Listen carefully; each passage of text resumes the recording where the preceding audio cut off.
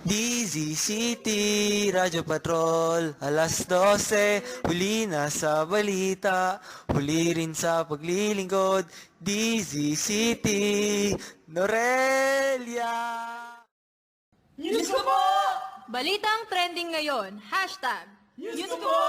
kasama sina DJ Gab, DJ Eli, DJ Mitch at DJ Royce. At ito ang News ko po! para sa mga trending na balita ngayong umaga. Pagtaas ng presyo ng bawang, patuloy pa rin. Hazing, patuloy pa rin iniimbestigahan. Salisigang, nauuso na naman. Pagpapahiya ng pare sa Cebu, inaksyon na.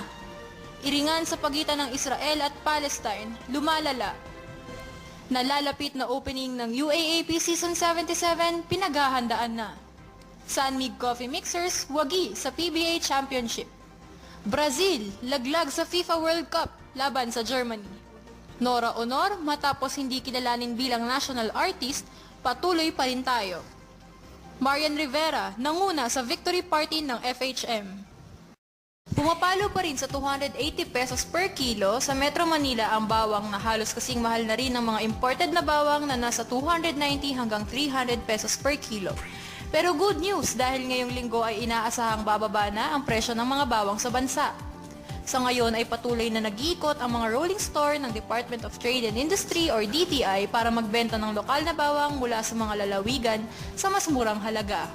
Actually, DJ Gab, sapat naman yung supply ng mga lokal na bawang ayon sa Department of Agriculture. Sa China at saka sa Taiwan, kung saan kumukuha tayo ng imported na bawang, 300 per kilo lang yung presyuhan nitong mga nakaraan. Yung local naman, yung sariling atin, pumapalo lang sa 200 per kilo. Anong masasabi mo dito, DJ Gab? Masasabi ko, sa malamang dumadami aswang sa Pilipinas kasi kakailanganin mo ng maraming bawang, di ba? Pero hindi kasi kung iisipin mo, alam mo, pinapapatay ng mga, di ba bawang naman, gamitan mo ng sibuyas, bato yung hindi mo naman papaiyak. Pwede. Hindi naman mamamatay yung aswang o papaiyakin mo, di ba? Kaya mo bawang. Pero puwera biro, feeling ko, katulad nga na napanood ko sa news isang araw, sa tingin ko sa akin lang, merong nagmamanipula ng paglalabas ng supply niyang bawang eh. Pwede rin. Di ba? Kasi iisipin mo kung marami tayong supply, hindi naman yung tataas ng ganyan eh. Di ba? Hindi naman manloloko yung mga nagsasaka ng mga bawang para ontian nila yung tanim nila, di ba? So yun lang, sa tingin ko talaga meron talaga nagmamanipula ng supply ng bawang eh. Yun lang akin, DJ Eli. Ayun, according kasi sa Department of Agriculture, dahil din daw yung epekto nitong pagtaas ng presyo ng bawang, nung paglamig, nung Disyembre, Pwede. pwede rin, di ba? Oo. Ayun, yung naisip ko solusyon para dito, i-promote na lang natin yung mga lokal na bawang natin. Kasi sapat naman daw yung rasyon eh. At saka para na rin tumaas yung market niya. Pwede. Pero kung ako, solusyon talaga para sa akin, patayin na lang lahat ng aswang. Para hindi na tayo ng maraming bawang. Totoo. Kung walang aswang, anting bawang na kailangan natin. Pwede rin Magluluto yan. lang tayo, di ba? Tama. Yun. O kaya, pwede rin naman tanggalin natin yung mga middlemen. Kasi minsan sila yung nagpapatong ng presyo dun sa bawang. Kaya kayong mga nagtitinda ng bawang, benta nyo naman ng maayos yung mga bawang nyo. Huwag nyo naman taas na masyadong presyo. Tama, tawaran nyo kung pwede. Oo. Bawang lang naman yan eh. Pampatay lang naman ng aswang eh. Yun lang naman yun eh. Truly. Yun lang po. Based on the reports of Ms. Rochelle Dinglasan of GMA News, at least 4 individuals who have information on the hazing are now in custody of the NBI. The witnesses who have not been named are currently providing their affidavits on what happened during the hazing. The NBI are now checking if some of the suspects left the country. Some suspects in the hazing case may surrender this week as their relatives sent feelers to the authorities. May nag-iingay dito sa studio, sorry po. Pero bigla nag-English yung headlines pansinin nyo di ba? In my opinion lang, dito sa headline is, dapat talaga paigtigin yung pag-a-apply ng batas against fraternities eh. Hindi enough yung magbibigay ka lang ng batas against hazing kasi still, andyan pa rin yung fraternities. Though hindi ko naman gine-generalize na masama lahat ng fraternities, pero kahit sabihin natin walang hazing, merong masamang nangyayari sa mga members ng fraternities, di ba? At yung mga universities na aware or may kutob na meron ng hazing or fraternities sa school nila, dapat talaga mas paigtingin nila yung pagbabantay tsaka yung binibigyan din nila ng pansin yung mga fraternities na yun para if ever alam nila yung aware sila sa mga possible na mangyari tsaka mabigyan nila to ng prevention or cure, di ba? Tsaka pansinin mo after a few months pag humuhupa na yung issue sa hazing, may lilitaw na naman na bago, di ba? Parang yung kailan lang, yung sa San Beda. nagkaroon ng hazing issue. Nung nawala na, nagkaroon na naman sa Binil. Ano nangyari? Ano nang gawa ng anti-hazing law? Wala, di ba? Tsaka sa mga universities, bantayan nyo naman yung mga ginagawa ng mga estudyante nyo. If alam nyo na merong fraternity sa school nyo, bantayan nyo yung mga ginagawa nila. If ayaw nyo silang pigilan, edi bantayan nyo. Alam mo, dapat hindi anti-hazing law eh. Dapat anti-fraternity law. Kahit sabihin nating magandang ng sinusubukan nilang palabas ng mga fraternity, may nasasaktan yung mga fraternities eh. Meron at meron nasasaktan eh.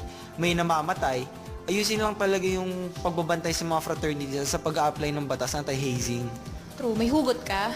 Hindi naman ako member ng fraternity ng college. Okay? So, yun lang naman ang akin. O sige, magbe-break muna tayo ha. Ito yung mga sponsors natin. Commercial break muna. I'm Cian Lim, and I use Pond's Men. Outdoor shoots, long hours, tiring days. These are all part of my job. So how do I still look energized? Pond's Men. This is energizing coffee for my skin with coffee bean extracts. New Pond's Men Energy Charge Facial Foam. Not only brightens by cleansing away oil, dirt, and dullness, but it also energizes my skin. Now would you settle for a dull, tired look every day? I wouldn't. Get energized. Pond's Men Energy Charge. May loud at merong loud!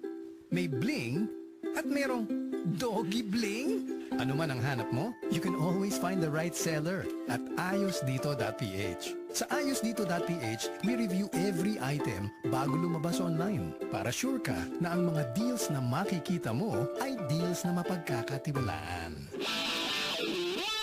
ayosdito.ph. Real people, real deals. Balita ko may bahay ka na. Akala ko down payment lang ihahanda namin, pwede ka nang mag-home loan. Yun pala, meron pang babayaran na transfer costs, title registration fees, incidental expenses, etc. Paano naman yun? Good thing we took BDO Home Loan. They financed our home and other costs. Complete home financing talaga. Kaya, we can have the title transferred to our name. Kaya call BDO for complete home financing. Apply now. Call 631-8000 for details or visit BDO branch nearest you. Isang taon pa lang ako, nasundan na ni Toto. Grade 2, 8 taon pa lang, 4 na bata ang inaalagaan. Grade 6, 12 na ako, kasing dami na ng pamilya ko. Sabi mo, pasensya na, walang pera kaya mag-drop out ka. Ina ko, sabi mo kami mahal nyo. Ari ko, pati kayo nagplano. Sana hindi gutom at nag-aaral pa. Alaga't malusog ang buong pamilya. Ang planadong buhay ay maayos na buhay. Subok ang tibay nating mga Pinoy. Nahangiting kumakayod. Nahangiti sa mabibigat na pagsubok ng buhay. Kita sa ngiti ang taglay nating tibay. Ngiting alaga ng happy. May maximum fluoride protection na nagpapatibay ng ngipin at nagbibigay pa ng fresh breath. Kaya anumang oras, handa tayong umiti. Ngiting Pinoy, ngiting happy. And we're back. Noong isang araw lang ata yun, narinig ko sa news nung pauwi ako. May dalawang matanda daw na biktima ng salisigang. Pero yun, maski matatanda, hindi man lang pinagbigyan. Grabe. Di bale, ito yung kwento. Di kumakain daw sila sa isang restaurant. No? Hindi na sinabi kung saan. Basta kumakain daw. Tapos yung bag kasi nila, nasa upuan sa harapan nila. Di ba yung pag-apat yung table? Yung dalawahan, tapos apat yung upuan, tapos dalawahan siya. Doon sa harap nila. Di yan nangyari nun. Merong lumapit sa kanila, sa likod nila, hindi naman nila napansin. Tapos biglang may nagtapon ng tubig. Pagtapon ng tubig sa likod ng matanda, biglang sabi, ate, sukli po. Di syempre magtataka yung matanda, anong sukli? Di lumingon sila. Paglingon nila, sabi na lang nung lalaki sa kanila, ate, yung bag nyo wala na. Di pagtingin nila, wala na nga yung bag nila. Tapos yun, buti nila nakuha sa CCTV, nakita na 5 pala sila doon. Yun lang, malabo. Alam mo naman, CCTV, ng mga ganyan, malalabo. Di babae yung kumuha ng bag, grabe talaga.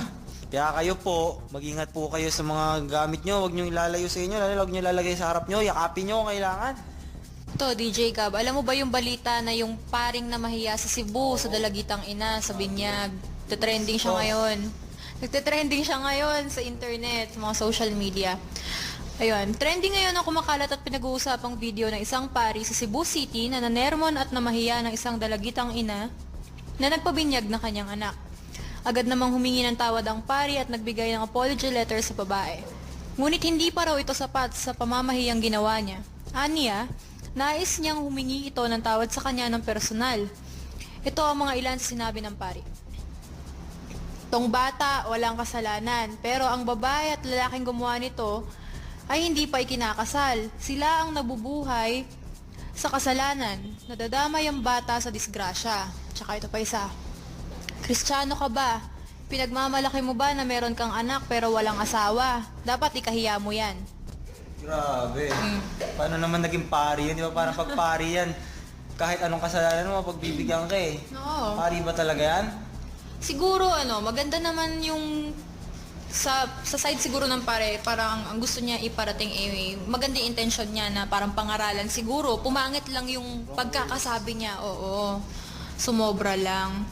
At saka, ang balita ko, nag-apologize na rin si father after niya magbigay ng apology letter. Ng personal, pumunta siya sa bahay mismo ng babae para humingi ng tawag. Tapos, ayun, okay naman nata sila ngayon. Pero umaalma ngayon yung Commission on Human Rights kasi sobra yung mga sinabi o binitawang salita nito ni father sa babae. Yung apology sa ganyan eh, di ba? Kasi parang papansinin mo, pumunta ka doon para magpabinyag ng anak mo. Tapos ganun yung sasabihin sa'yo ng pare. Sino ba namang magulang hindi maiinis nun sa ganung sagot ng pare? Lalo na pari pa yung nagsabi, di ba? You would not expect a priest to say those kinds of words sa'yo. Diba? English, no? May hugot ka na naman, Gab. Di pa ako galit. Pero grabe lang talaga, promise. Ayun lang akin. Para sa Global News, mahigit 20 ang patay matapos maglusad ng airstrike sa Gaza ang Israel. Pangatlong araw na ngayon ng pagpapaulan ng rockets ang Israel sa Gaza. Ayon sa mga detalye, nagugat ang gulo dahil sa umanong panghihidnap at pagpatay ng mga Israeli ng mga taga-Gaza na agad namang ginantihan ng Israel hanggang sa mauwi sa gera. Alam mo, DJ Eli, honestly, I can't find any reason naman para umabot sa gera yung away ng Israel sa Gaza di ba? Kasi kung tutusin, pwede naman nilang pag-usapan yan na in a diplomatic way. Parang Pilipinas at China, pero syempre, kailangan magpansinan sila, di ba? Papansinin ng Israel yung petisyon ng Gaza, hindi katulad ng China, hindi tayo pinapansin. Kasi pansinin mo to. The reason why these two countries started fighting is because nang kidnap ang taga-Gaza ng Israeli. Tapos pinatay nila. Nagalit ang mga taga-Israel, nang kidnap ng taga-Gaza, tapos sinunog nila yung kinidnap nila. Then came a rain of missiles. Hindi naman sa mababawang reason, pero no need for war naman, di ba? Parang ano lang, panagutin na lang nila yung mga kidnappers, saka itigil na lang yung gerang yan. Ang daming nadadamay. Tapos, ano ba yan? Enough with the war, guys. Come on, World Cup po. Ano ba yan? May mga nagsisipaan ng bola. Di ba, peace muna tayo. Panoorin muna natin sila magsipaan ng bola. Di ba? Ano masasabi mo, DJ Elo? Tsaka ang dami-daming taong nadadamay. The more na may namamatay, mas lumalala yung galit nila sa isa't isa. Nire-resolve nila yung problema by bombarding each other. Missile dito, missile doon, bomba-bomba, all over the world. Ayun, ang daming nadadamay na inosenteng mga tao, palala ng palala everyday. Well, pwede namang maayos to in a diplomatic way, tsaka ika nga nila, walang problemang di nadadaan sa masinsinang usapan. Tama. O, break muna ulit tayo. Nahihina kasi si DJ Gab. Magbabalik kami ha. Diyan lang kayo.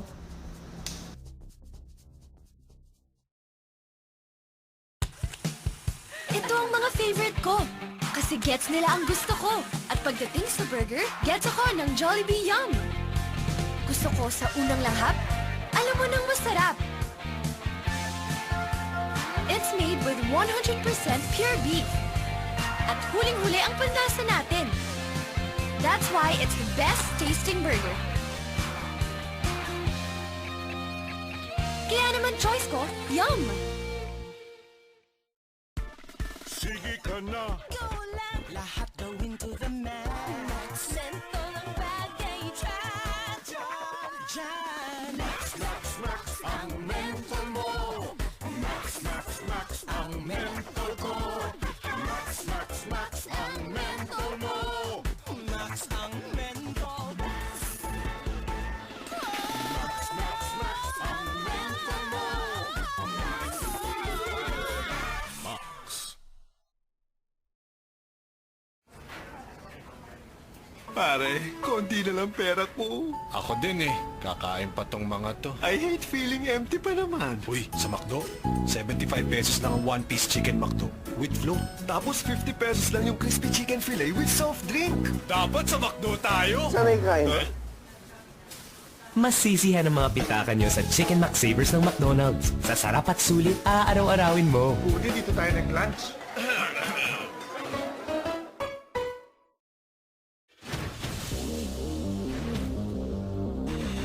Every day, dirt, pollution, and residues can get trapped in your scalp, making it unhealthy, leading to dandruff. New Clear Men Deep Cleanse with powerful dirt absorber activated carbon. It cleans and eliminates dirt trapped deep in the scalp, giving your scalp a deep clean for zero dandruff.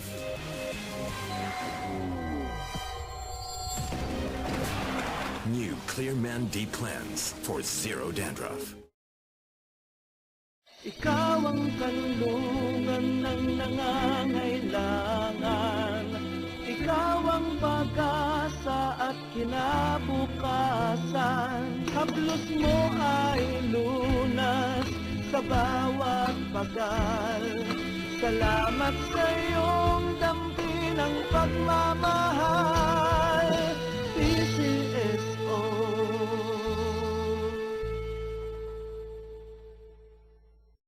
And we're back. Para naman maghatid ng weather at sports news, narito si DJ Royce. Salamat DJ Ellen. Sa weather update as of 8 o'clock AM, hanging habagat ang patuloy na magpapaulan sa Luzon at Visayas bukas. Ngayong umaga pa lang, asahan na ang ulan sa Mimaropa region based sa datos ng The Weather Company. Sa hapon, pagiging maulan na rin sa iba pang bahagi ng Western Luzon. Sa Metro Manila, maganda ang panahon sa umaga, pero maghanda dapat sa pag-ulan sa hapon at gabi. Kanlurang bahagi rin ng Visayas ang makakaranas ng ulan bukas, pero mas mahina na ito kumpara sa mga nakaraang araw. Ulan at thunderstorms na naman ang mararanasan sa buong Mindanao, lalo na sa hapon at gabi. Dahil din sa habagat, may gale warning ang pag-asa sa western seaports ng Central at Southern Luzon, Northern at Eastern seaports ng Northern Luzon at Eastern seaport ng Central Luzon. At sa mga aalis ngayon, huwag kalimutan magdala ng payong para makasigurado. Para sa local sports, magsisimula na ang 77th UAAP season na may temang Unity and Excellence sa pangunguna ng home school ng University of the East or UE. Ang ganda ng tema ng UAAP ngayong taon bilang nare-recognize nila hindi lang mga atleta pati na rin ang mga taong bumubuo nito. Siguro excited na rin yung mga estudyante at saka yung mga atleta ngayon dahil university pride yun eh, school pride yun. So, hintayin na lang natin kung sino mananalo sa championship. Rain or Shine versus Sunmi Coffee Championship. Last July 9, 2014, Tuesday, inabagan ng mga fans ng PBA ang championship. Higit 23,234 na fans ang dumagsa sa Araneta Coliseum upang panoorin ang laban ng Sunmi Coffee at Rain or Shine. At ang nanalo ng last Tuesday ay ang Sunmi Coffee na may score na 92 at Rain or Shine na may score na 89. Sa mga fans at sa team ng Sunmi Coffee, congratulations! Napanood ko nga yung game, sobrang crucial. Hindi mo talaga malalaman kung sino yung mananalo kasi sobrang galing nila parehas. Tapos, congratulations ulit Sunmi Coffee. At para naman sa foreign sports, Brazil nilampaso ng Germany. Nanalo ang Germany kontra sa kapunan ng Brazil sa final score na 7-1 dahil sa pagka-injure ng Brazilian player na si Neymar. At dahil sa pagkapanalo ng Germany, na-secure na sila sa pagkapwesto sa FIFA World Cup Finals. Para sa mga trending showbiz balita, narito si DJ Mitch. Salamat DJ Eli. Nora Honor, inaming nasaktan siya sa pagkakatanggal ni Pangulong Aquino sa pangalan niya bilang national artist. Ayon kay Pinoy, ang pagiging national artist ay pagiging isang modelo. At nakonvict si Nora sa drugs kaya hindi nito isinama ang pangalan ni Nora bilang national artist.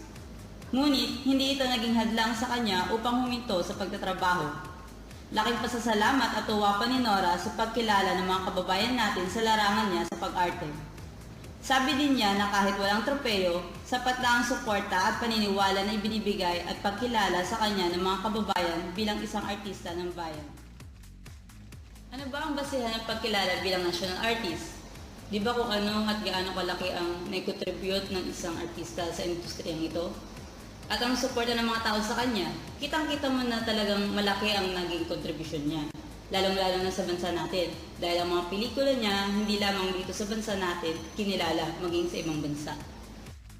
At isa pang trending balita, umuulan ng sexy celebrity sa FHM Victory Party sa Pasay World Trade Center na ang tema ay music icons.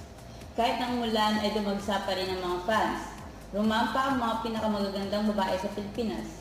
Olay sa mga guys na lumagpas ng etablado ang mga tinanghal na 100 Sexiest Woman in 2014.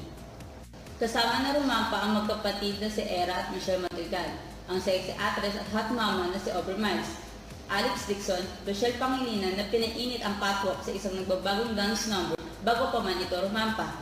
Sexy comedian na si Rufa May Quinto, Roxanne Barcelo, LJ Reyes, Raisa Senon, Banks Garcia, Diana Meneses, at ang pinaka-inaabangan na si Maria Rivera, na reyna ang dating sa pagrampa niya sa kanyang pulang kasuotan na may headdress. Sa ikatlong pagkakataon ay itinanghal ang kapuso primetime queen na #1 sexiest woman noong 2008, 2013 at ngayong taon 2014. Nagpapasalamat naman ang aktres sa mga bumoto at tumangkilik sa kanya bilang tanghaling na pinaka-sexing babae sa bansa sa 3 taon. Kitang-kita naman na talagang napaka-sexy ni Marian Rivera at napakaganda pa nito. Deserve naman niya talaga ang makapasok at maging #1 sexiest woman. At yan ang mga trending showbiz balita ngayon. Ako si DJ Mitch para sa News ko po. At yan ang mga nagbabagang balita ngayong umaga. Kami po ulit si DJ Eli, DJ Gab, DJ Mitch, DJ Royce, na nagsasabing, mahal na mahal namin kayo. Sana mahal nyo rin kami. we love you. We love you. News ko po! Balitang trending ngayon. Hashtag News ko po! Easy City, Radyo Patrol, alas 12, huli na sa balita, huli rin sa paglilingkod, Easy City, Norelia! This is a message from the resistance. Here's to the end of low-cost plans with fixed surfing hours. It's time to resist uniformity. Resist with a new tattoo consumable postpaid plan $299. The only 4G broadband plan with the benefits of postpaid and prepaid in one. It's consumable with Super Surf promos giving you as much as 172 surfing hours a month. Never load again for just 299 pesos a month. Resist uniformity. I am Georgina Wilson and I am tattoo powered. Tattoo, live without limits. Also available in Plan 499. Text tattoo info to 8888 or log on to tattoo.globe.com.ph. Masakit na nga ang dibdib ko. Kabado pa ako kung mabisa ang gamot na to. Alam ni Doc yan. Kaya sa reseta niya, una ang generics. Basta generics, the Generics Pharmacy. Sa reseta ni Doc, una ang generics. The Generics Pharmacy. Sa reseta ni Doc, una ang generics. Basta generics, the Generics Pharmacy. Sa taydang dami, dami, dami, dami. Sa taydang dami, dami. Sa taydang dami, dami. Ang dami, dami, dami. Sa dami-daming laman na kayang linisin ng Tide Jumbo Sachet. Mas pinalaki, H50 pa rin. Posting sa kaputihan. Throwback Thursday. Hashtag Yakult. OMG, that's us. Miss ko ng Yakult. Memories. Tagal ko na hindi nag-Yakult. Really?